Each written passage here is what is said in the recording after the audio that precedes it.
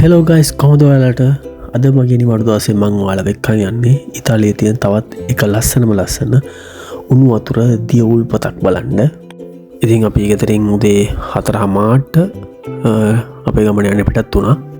ඒ වගේ මේ තියෙන අපි උදේට කන්න නවත්තපු දන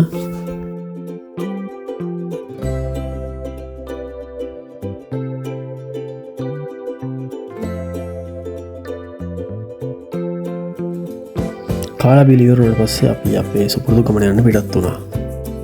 අවසානයේදී අපි ගමන අන්තයට ළඟා වුණා. මේ තියෙන ඉතාලියේ තෙර්මෙදි සතූර්නියා. දැන් මම මේ ඇවිදගෙන යන්නේ මුලින්ම මම කියපු දිය උල්පතේ එක දිය පාරක් දිගේ. මෙතන දෙන එක විශේෂත්වය තමයි මෙතන පරිසරය හැදිලා තියෙන්නේ හුණු ගල් වලින්.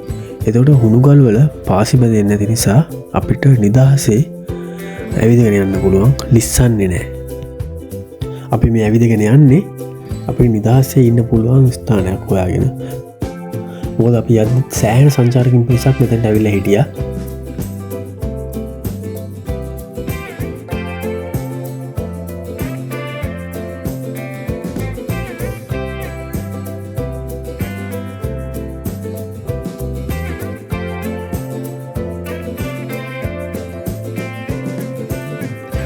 ඉතින් ඔය විදිහ තමයි අද අපේ දවස ගෙවිලා ගියේ.